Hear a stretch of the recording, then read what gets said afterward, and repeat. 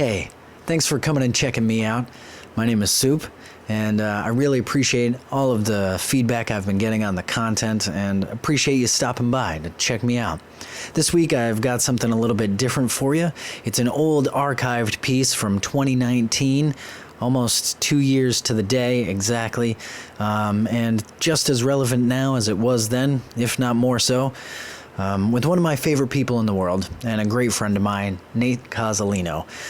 We tried to reinvigorate the Madcast a couple of times, this being one of those times, and we went with the idea of cause and effects, Nate Cozz and me having an effect on him.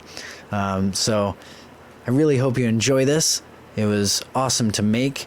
Sorry there's no video. That's just kind of the way that it goes sometimes when you're in the moment trying to record this, and my grand plans of putting it into a fancy format never really came to fruition. So here it is in a simple audio format, some fancy graphics behind it. Semi-fancy graphics. Either way, I really think you're going to enjoy what you're about to listen to, and let me know. I think it's awesome. Here it is, Cause and Effects. Well, all right, why the hell not? We'll just start it off like that, right? I got my Schweppes ginger ale. Ooh, Schweppes Arenas.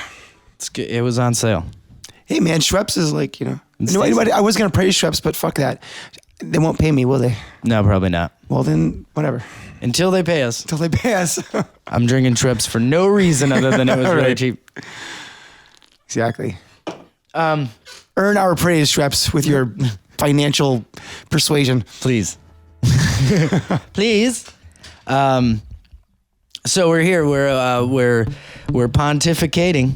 Already? Yeah. Oh, shit. We're pontificating. I guess we do it so naturally. I just didn't even notice that we had already launched into that mood. It just happens. Well, yeah. I saved something from a previous engagement. You bastard, you cheat. What was it? And I'll tell you in a second. I feel like this is the perfect time to bring it out. I've been using this as kind of an opening in my audio journals recently, which is on a nondescript day in 2019. A nondescript day in 2019. So now my window of when this could have been made, so when I put it out, is huge, and there's less chance of failure. I feel because the small successes are what we build upon to get ourselves to the point of quote unquote success. Right? You are so right. Those little freaking building blocks. With that, the building block that I brought today to Madcast version 19.4, little Tennessee honey from Jack Daniel's. Little Tennessee honey. I figured that'd be, Yep. decent for the occasion. Jack Daniel's, what we said to Schweppes goes same for you guys. Right. Cheers in the meantime. Cheers in the meantime. So yeah. What we do? It's some stuff. And nondescript beer and water as well. What do we got over there? Oh, Sam Adams is in the shit house too, apparently. Like they've been doing some funky stuff. They have fallen afoul of left-wing leaning people because of their, I don't know if they were pro-Trump or something like that, but I'll leave that talk to their like dummies. They do that much better anyway. Right. Well, I like the idea of the topic though. Oh, really? Yeah, I do. Well, politics, eh? We could do some politics. I'm going to go in the other direction isn't something like capitalism just going to like cut that out anyway? Does there have to be like an anti-Sam Adams movement, or can we all just make a conscious decision to not support that company because they don't support the things, or they do support the things that I don't support, I guess? To be a super devil's advocate on that point, nothing more. I think that one of the main things that could be said to that is who can really not be a hypocrite? Who can monitor every aspect of our life? Should we listen to stars who've done shitty things? Should we just not listen to like the Beatles or Led Zeppelin because they're members? I mean, how far can we take it? And I think it's one of those paradoxes. Maybe if we all just evolved, those things wouldn't be problems anymore. But if we focus on them as we care more about our outer action than our inner world. And right. Well, I find that I find that to be true like all over the place.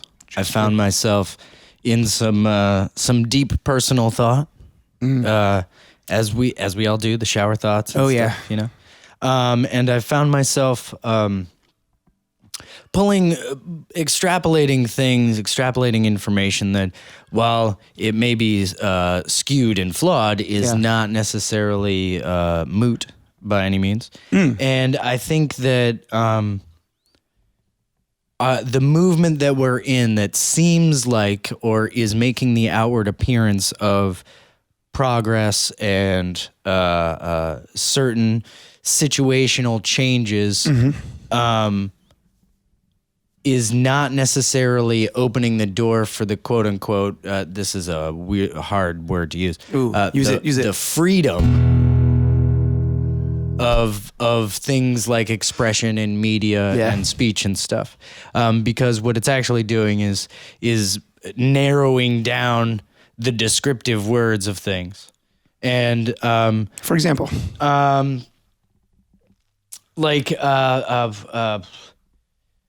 like all those hashtags. I don't know which one to use first, but like, all right, all cops' lives matter. Right. Kind of pigeonholing that, like, all right, well, if you want to stand up for the lives of cops, then you have to be an all cops it's matter. like a lowest common denominator label.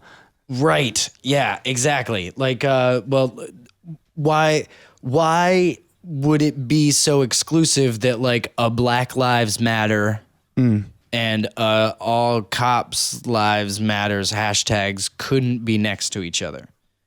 And I know there's actual reasons out there. I know there's arguments in today's world that absolutely mean something, like specifically that cops are killing black people to an alarming rate. So it shouldn't be mutually exclusive that something like cops' lives matters and Black Lives Matters can be next to each other. But in the world that we live in today, they are kind of exclusive of each other. That's kind of one of the maybe frightening trends in society right now, from my point of view. The need, like you're saying, to make things so exclusive. I think what's happening is what my father said would happen. And there's extreme polarization. The poles are becoming more defined, and people are, as they gravitate towards those poles, just displaying more and more erratic behavior because the poles are clearly, if you look at far right or far left or far anything, the poles are defined by like absurdity. And then their opposite pole is defined by their reflection of that absurdity, just in the opposite way. Ulterior absurdity. Right. Or, well, that's a fairly standard debate tactic to use, is like make one side look so crazy that the craziness that I do kind of seems normal. Which is really, that's why it's so easy to discredit conspiracy theories. Like if you're like, oh, the man's out to get you, and then I say, well, the man also is like a lizard dude, then people associate my lizard theory with your perhaps legitimate theory. Right. And then it's Clown Town. Ancient alien theorists predict. They sure do. Aliens. My favorite is the kitten that's making the same kind of movement. It's like, aliens. It's a pretty cute kitten meme. Yeah. Fantastic. Memes are on some other level. I've been ranting a lot about memes and watching a lot of things about memes. Weird thing about pop culture is that pop culture breeds more pop culture. So here's this little thing that was meant to like separate itself from pop culture by being an anti-pop culture that became pop culture and now has pop culture about it. The serpent is eating its tail, Supe. Heartily. That's how it goes. Get it in there. Heartily. But I think memes tie into kind of what we're ranting about too, with even advertising. Yeah. Madvertising, as we say sometimes. What's cool about memes, and to get kind of astrobabbly, is that I think they're very Aquarian. The age of Aquarius, in theory, is supposed to stand for things like collectivity. Like the internet's a very Aquarian thing. Yeah. Everyone can have their say, no matter how stupid. Right. It's fair in a certain weird sense. Or smart. People get shit for being smart on the internet too.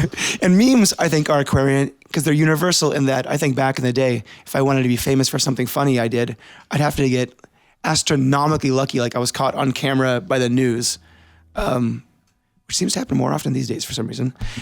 People are trying to get caught by the Right, camera. they're trying to be caught. Or, be a famous comedian. But these days, if I make a fucking killer meme, if I wake up today, make the killer meme and throw it on Reddit or whatever, it could be like bang, bang across the world by nightfall. Is this a great meme? And so with that being said, I've noticed a trend happening a lot with things like the meme, and that's the meme IRL. In real life? In real life. I thought it was a cool thing when people started to do it like weirdly a couple months ago, and it's become more and more popular. Can you explain it to me in a dumb way? You just kind of explain the meme to a certain degree of detail that the person understands the meme. Oh. And so then the red, badly drawn Knuckles walked up to the other Knuckles and looked him in the face and then went, "Do you know the way?" See? There, you know the meme. That's the chuckle that's going for. It's a meme splaining. It's a meme splain. Yeah. Or you can like the one with the anime guy with the butterfly. You physically do the position. Oh, yeah, there would Is be this, some miming characteristics that could go along with that in miming IRL. Yeah. But I tend to do it in the Discord chat, which is just an audio chat. And so I have to get kind of good at describing. Describing shit's pretty important in things like advertising. Yeah. I think it'd be cool. We just took a hit of that excellent weed. And, let's say it gets legalized this year. Then we can say, Bob's weed. Check it out.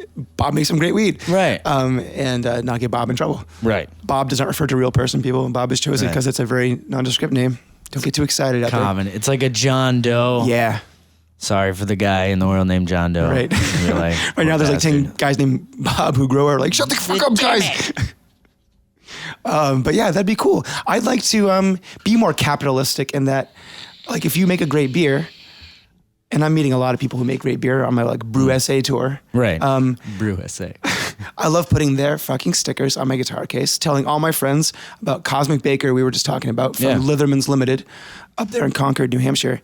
And I think that's great to actually help your friends sell products that you believe in. Right. Well, I mean, I think that's what like an endorsement and a sponsorship was originally. Yeah, back in the fucking day, right? The snake oil salesman comes around, but like the pastor's son used this and it worked. So it's the pastor's Street son. cred. It's Street cred gotta for sure. be good. If his name is Dr. Whitesnake, like it's all right. He's got a crazy enough hat. He's got a crazy hat.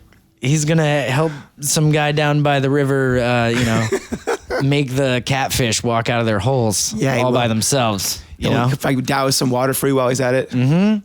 Oh, dude, that crazy stuff back in the day was so much fun. Yeah, man, it's a lost art these days.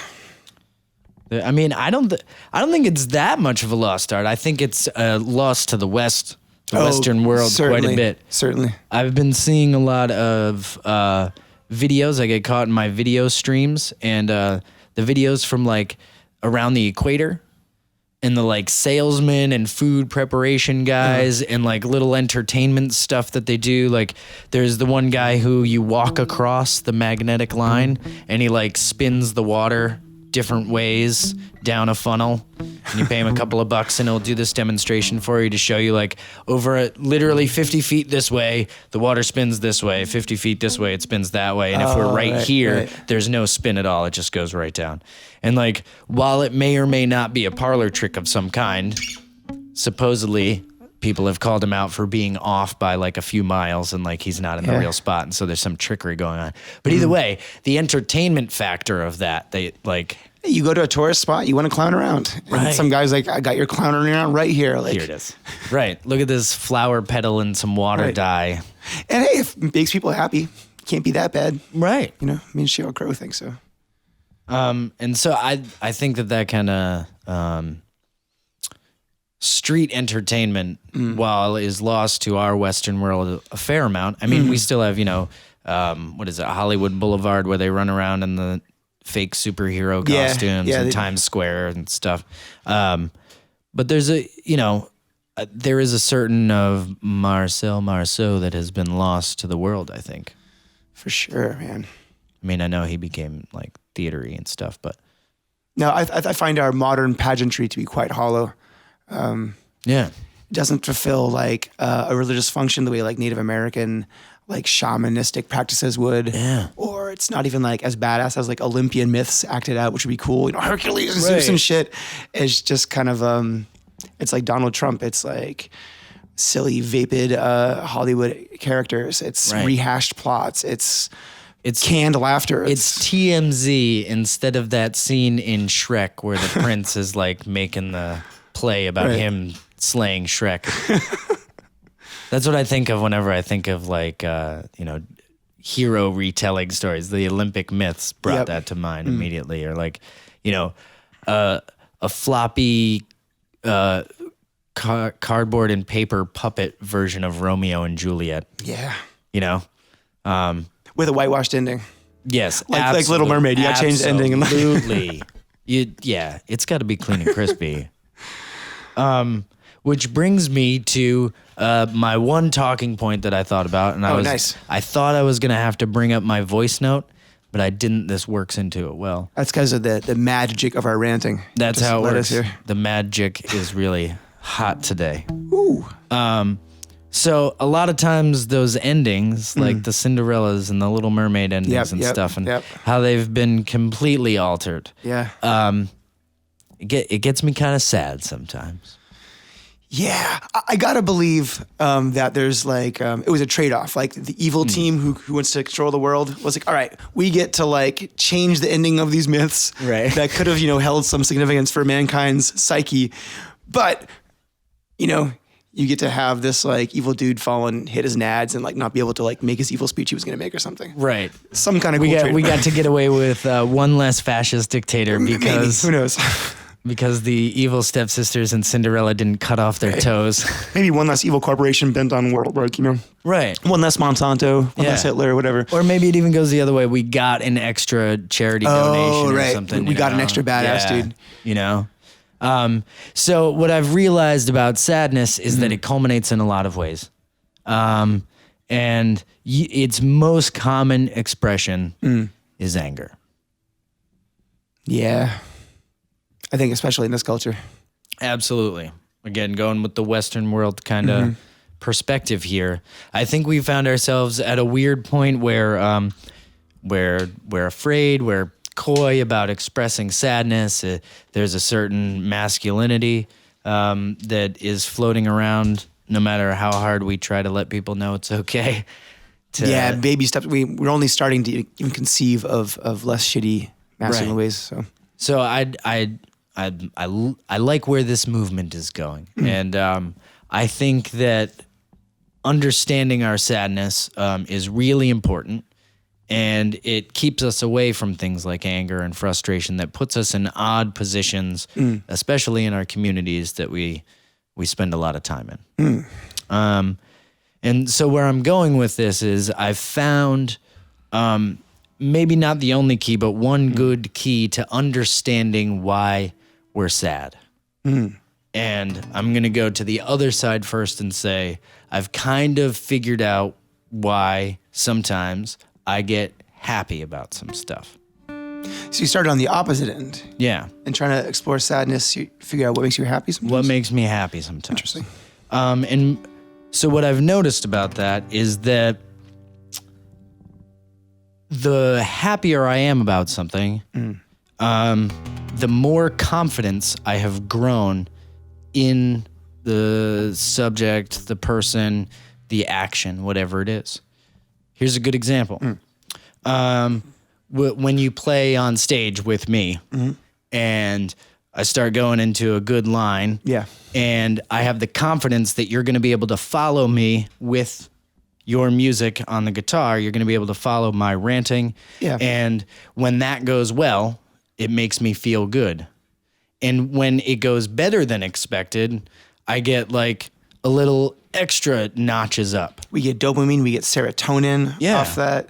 All of these fun things get activated. And now I also have this projection for the future, because as people, we do that. Sure. I know in the future, if I ask you to do that again, there's like a higher pinnacle that we are capable of achieving. Exactly. It's almost like we've got like a list that we're referring to. And on one side, there's all the reasons why we suck or aren't good enough. Right. And we've got all the examples to like, amazing choreography or chronology rather of all our mistakes. But when we try to matter our caps a little bit, rewire our thinking, we find it really useful, which I think you're kind of saying, to recognize and accrue these other awesome examples, which then when we're feeling depressed or down, we can be like, no, hold on. This story is not accurate because how about all these awesome things that are happening? And Right. I'm probably taking you off course a little bit, but please do continue. That's pretty much on where I'm going. But so in the flip side of things, I figure if we're dealing with semi-absolutes here, if happiness is the one side and sadness is the other, and happiness equals positive confidence movement, then obviously sad has to be a negative confidence movement. It just kind of feels that it should work that way. And so what I've noticed in my observations and then kind of putting that into real world observation and the things that I have to do, I deal with a lot of different people in a lot of different situations where the transactions are all very similar, but the people and the things that are going on around them are very different. Working in the head shop, different kinds of things.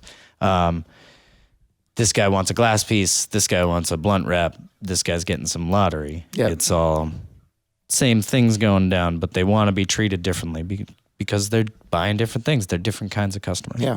And the more confident somebody is in me, the happier they're going to be with that transaction.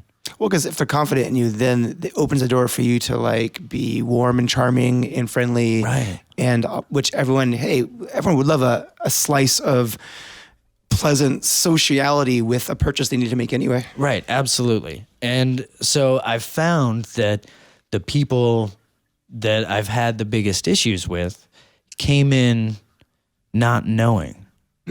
They came in, I don't really know what I'm looking for here. I'm looking for something. I know I'm here for a reason.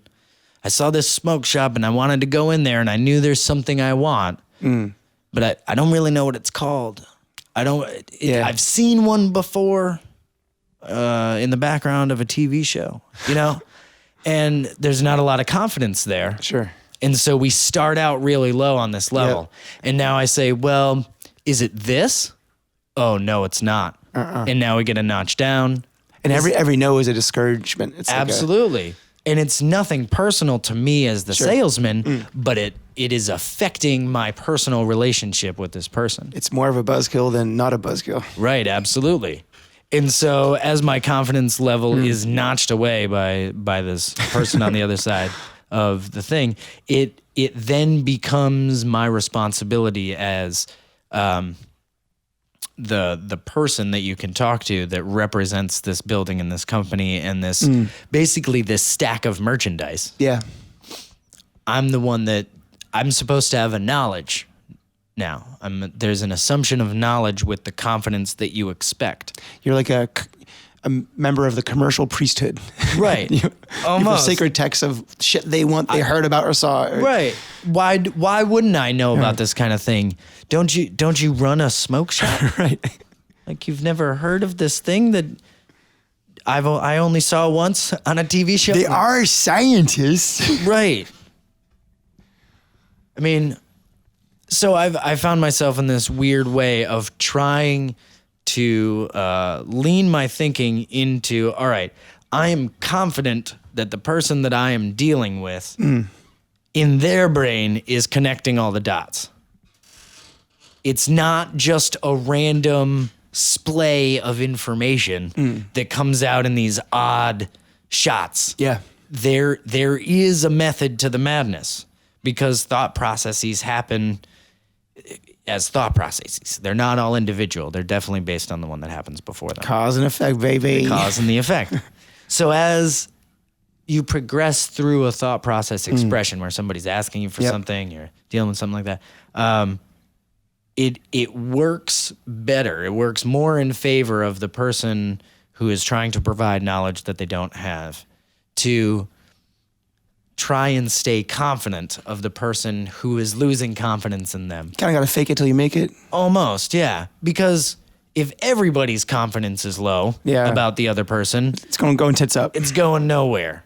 You have to be confident about something. Yeah. Be confident in your knowledge. Be confident that they have some idea of what their knowledge Confident is. you can work it out somehow. Something. Yeah. And you're going to find yourself, I feel you're going to find yourself working towards more positive areas of solution.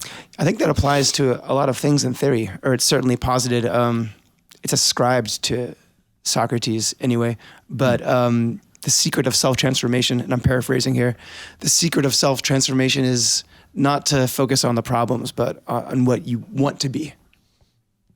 Right. And we get caught in fixing ourselves, which is a vicious cycle of self-hatred and self-ass-kicking, which as a culture we revel in somehow. Oh man, there was a DVD series or something? It's called The Secret.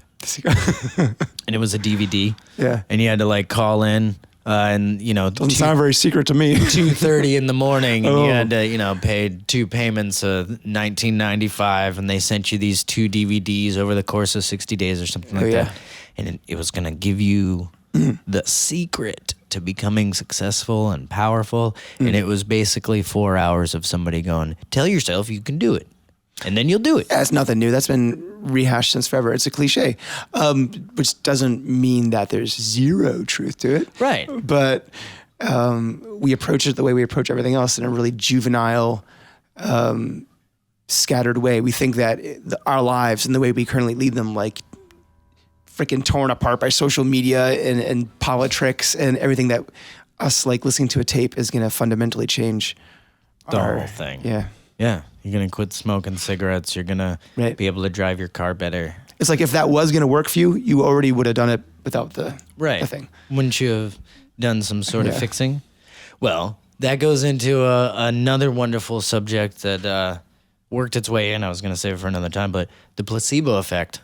Again, faking it until you make it. Faking it till you make it. If your body is confident that it is going to heal itself, it is more likely to heal itself. And that's scientifically proven. Yeah. Is that like... The medical industry hates that shit. They hate it because then you don't need them, but... And so I was talking with a close doctor friend of mine. Yeah. And we were talking about how Colorado, I think it is, they want to legalize psilocybin for therapy sessions. There's been evidence for that for 50 years. Oh, yeah. That had therapeutic benefits. Absolutely. Yeah. And he brought up a good factor for me because I was thinking about like the MDMA trials for the AIDS patients in the late 90s, which was wonderful. Went really well. It should have done a little more breakthrough in my opinion, and it didn't really. But now, what if there was a terminal patient who is in Colorado and his therapist is like, it's a really positive, enlightening nature, sacred geometry feeling kind of thing. It can be a little sloppy. And so you want to give this terminally ill patient who's trying to deal with their death psilocybin. Terminally ill, what do you got to lose? Right. Take a journey, my friend. Holy cow, right? Right. Well, I bet his whole point was, what about those people who might not be ready to handle that? How do you gauge when somebody is ready to like have it really all shown to them? So maybe like some older person, perhaps who's conservative and never thought they would trip. Right. And their impending death is not yet enough to like have them flip that switch of conception. Right. Probably I would show them testimonials of other people who were similar like walks of life who had done it and said it was cool. But I guess who are those pioneers? I don't know. So that brings us back into the wonderful loop around. The Looperino. Here he goes. So he's not very confident in it, is he? the processy has not been proved to him to a point where his confidence meter is high enough that he is in the positive, happy area about what the results could be. And the information that's been given to him over the years has actually degraded his confidence and made him think possibly incorrect notions about it. Very likely. Over-exaggerated is what's really like. Certainly probably not accurate. Right. Non-accurate information. And so the confidence level thing brings itself to light when you have somebody else helping you out. You have that a little bit of backup. So a testimonial. Have you got your battle buddy? Right. Where's your battle buddy? There was this dude, he was in the 143rd. He was leaving, he had some prostate cancer. He was toasting, and he took some mushrooms. And, he really said moments before he spoke his final words, he said that he was glad that he did it and that he was really all right and ready to go. And so that's the kind of thing that you need to tell to somebody who's really conservative is like, oh man, like, okay, it was a guy who like did the same stuff as me. Yeah. He was probably overseas. He did all these things, and I can relate to that. Exactly. I have confidence in this guy. Yeah. And his experiences that make me confident also make me more confident about what he's about to tell me about this drug that I can use. To loop back to myths, weirdly, I think that's how they were supposed to be used originally. These heroic myths were kind of like, look what this hero did. And if you take those trials, whether you're fighting a Hydra and then it's inner equivalent in your life, and we're always fighting Hydras and shit, and like, it was kind of like a primer, primer, but like, and we lost that when we started to view myths just as entertainment, or even worse, in our modern arrogance, as the deluded fantasizings of crude cultures less evolved than our own. Right. We're back. Momentary monkey interruption. Or a MMI, as we say in the momentary MMA. monkey interruption industry. That happens every once in a while. There he is. We were talking about, confidence and sadness. Yeah, confidence and sadness. And I was like, hey, man, take me down that sad road a little more. When you first started talking about for a second, I tensed up because that's what happens when sad things or the mention of sad things happens. Sometimes there's like an initial, right, as if tensing up is going to make it hurt less, which is of course ironic. Because it does the exact opposite most of the time. Oh, it drives it in deeper. Right. Which, you get a headache and you clench your teeth. Oh yeah. Grind your teeth. That's going to help. Oof. Rub your bruise.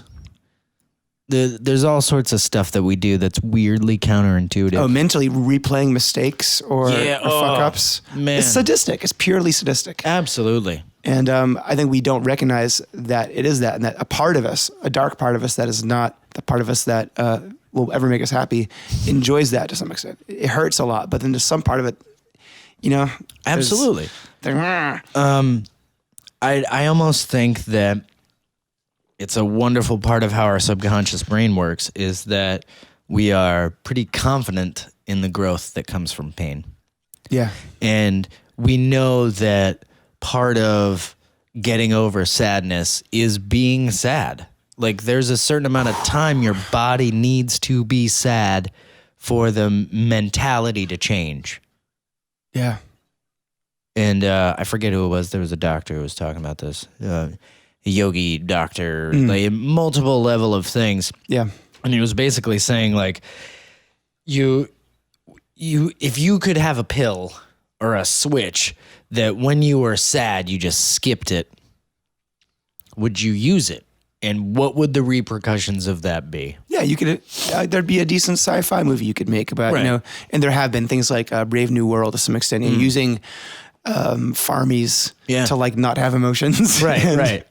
And what was the one where Jim Carrey and Kate Winslet and the Truman Show? No.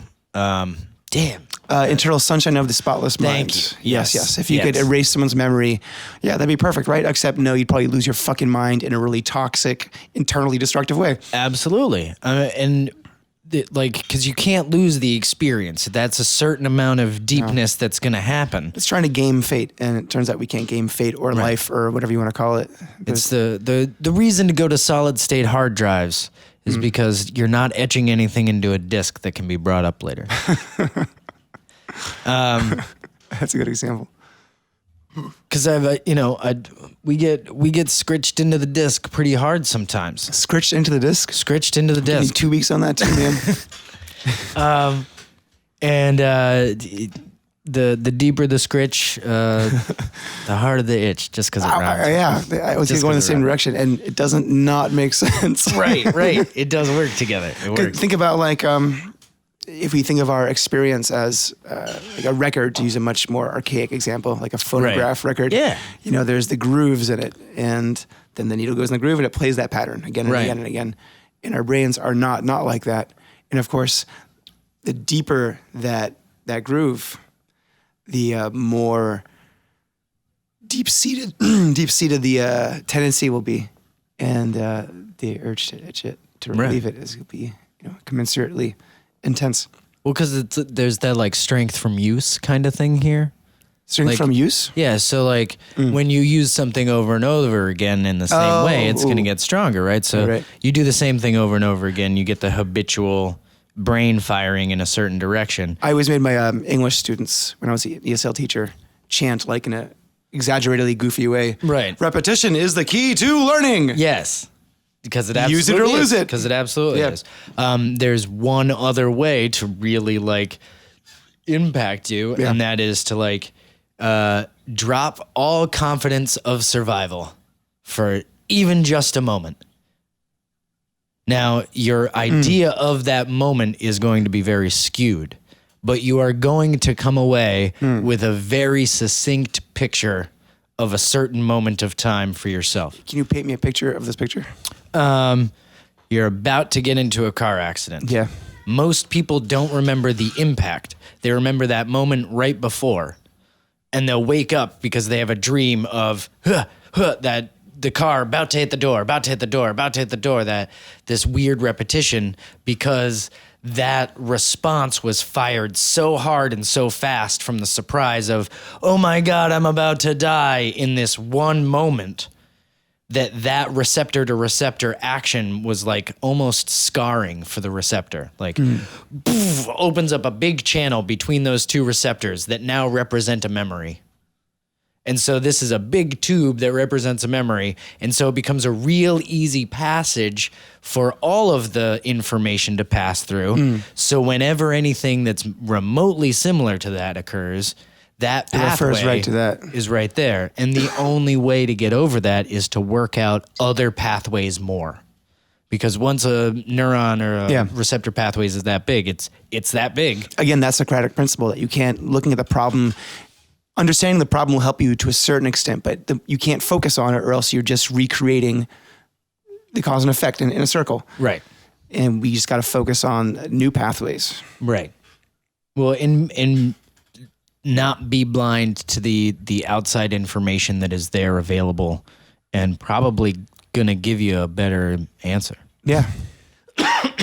They say that, and not to diminish perhaps the chemical scope of depression, but regardless, it's said in certain metaphysical circles that depression is the result of believing a lie. Where that lie is, I'm not good enough, God hates me, life is unfair. Right. And our parents stand as gods for us. If Papa doesn't like me, then Papa's God, and my life is... When we believe these negative stories, how could we not be depressed? Right. And we all do that to a certain extent. So, well, I think when you get something like a negative story that impacts you the right way, you dwell on it. And when you dwell on it, you repeat it.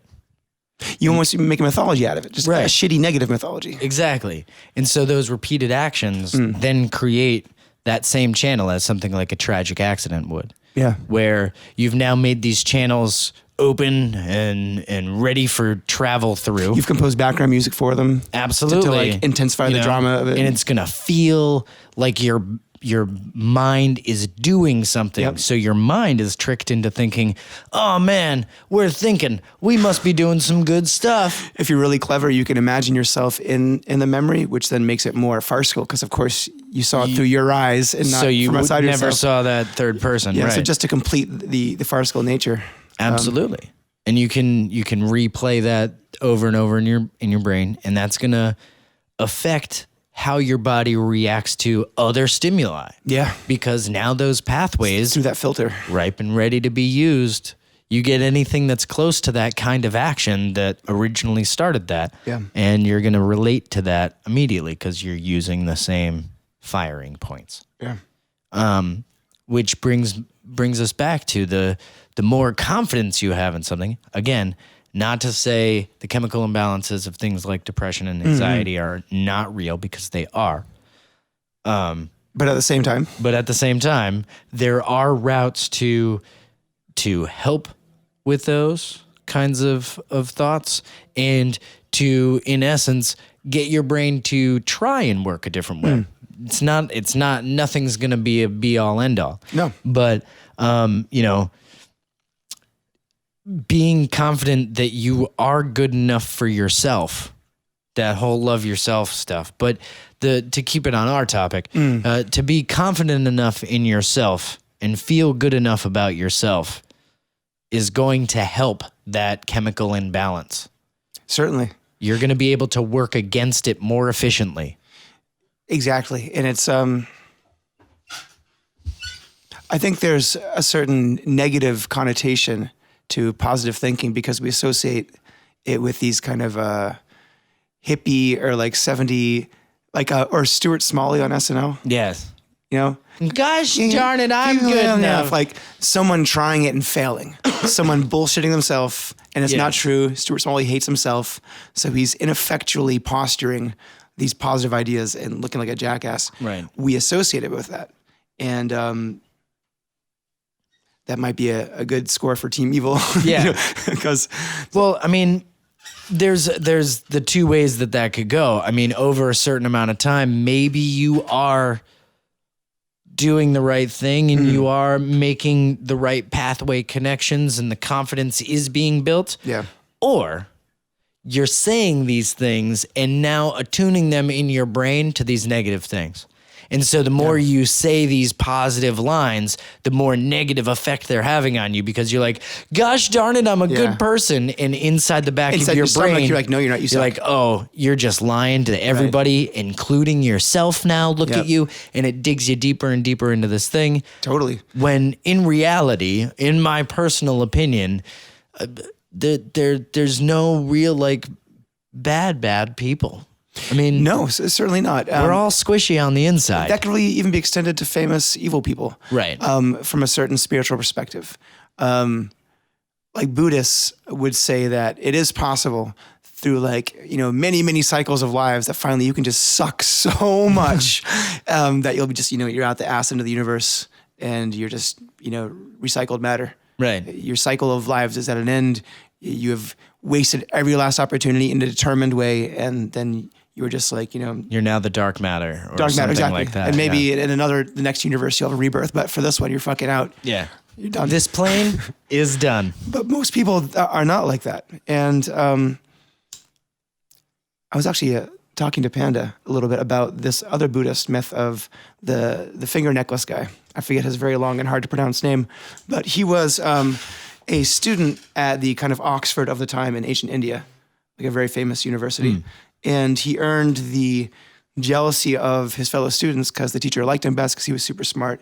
So they told the teacher all kinds of shit about him, and the teacher believed the shit and then set him a really evil, gruesome task to go out and collect 1,000 fingers from people, thinking that, he would say, fuck that, I'm not going to do it, and just quit the school. Right. But he was like, oh, okay, fine, you're going to fucking do that? Sure, I'll fucking do it. And he went from being a student to a psycho killer and had murdered 999 people and was ready for his 1,000th finger to go back and claim his ego prize when it was the Buddha who he was assailing on the road.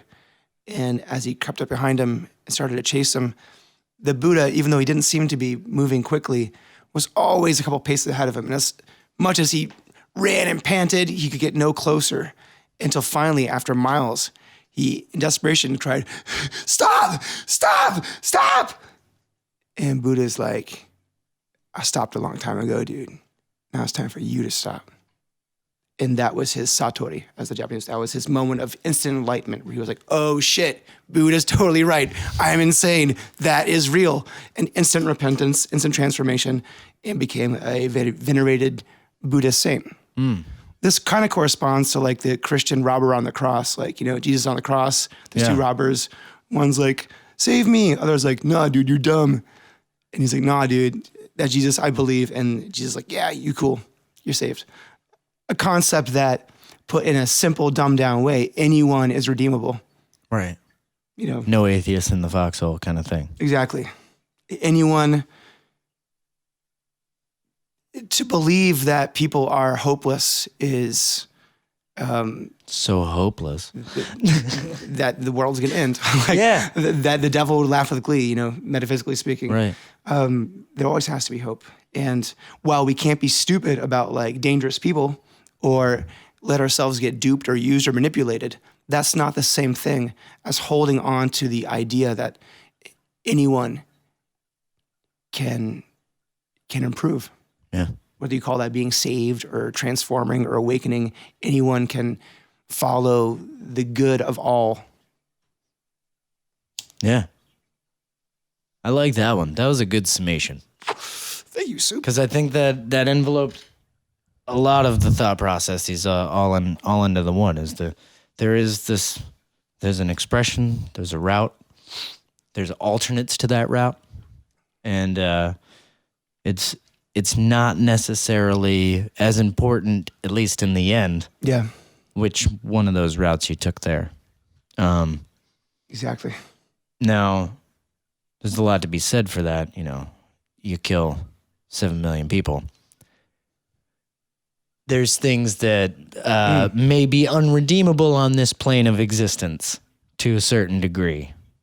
Perhaps. But I think where you're going with this would be that, on the spiritual level of stuff, when you're at the pearly gates or you're making peace with yourself or you're transferring from this body to the next or whatever it is that you're going to do after you die, there's a certain peace that you can have that most likely that other person has made peace as well. Maybe I don't know if that's the right way to say that, but like I think I feel you. on the way up the stairway to heaven, is that the moment of redemption?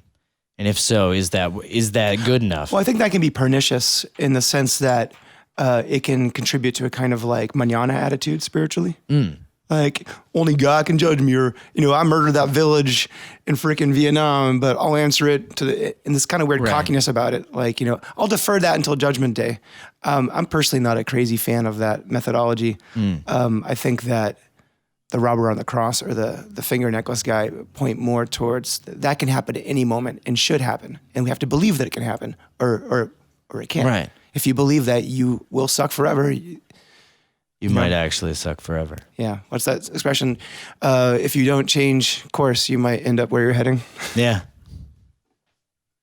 I like that one. I say let's call that. That's pretty good. That was pretty good. Call you a pretty good amigo, man. Hey. Thanks for coming back. Salute, and brother. let's do this regularly. I like it. All right. Cheers. Cheers.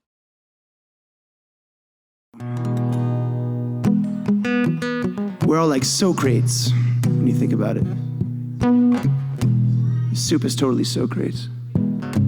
Supecrates. The only true knowledge exists in knowing that one knows nothing. That's us, dude.